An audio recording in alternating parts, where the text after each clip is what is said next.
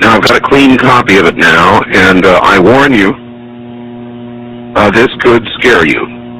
Here's the email. Dear Art Bell, I just recently began listening to your radio show and could not believe it when you talked about the sounds from hell tonight.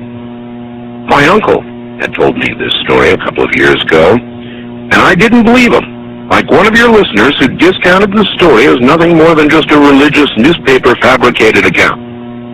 The story about the digging and hearing of the sounds from hell is very real. It did occur in Siberia.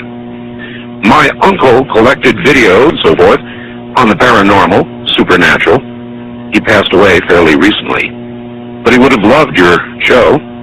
He let me listen to one of the audio tapes that he had on the sounds from hell in Siberia, and I copied it. He received his copy from a friend who worked at the BBC. It took me a while to find it tonight, but attached is that sound from my uncle's tapes. It's not the greatest quality, but the sounds are there.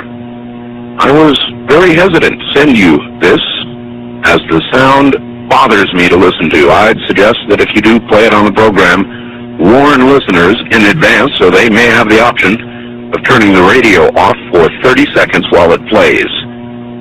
It has always haunted me. To those who discounted the Siberia sounds from hell story, it is true, and I, for one, wish it wasn't. Rick, listening from Chicago. And so I submit now the cleaned, a better copy to you, and I warn you, what you are about to hear is very disturbing indeed.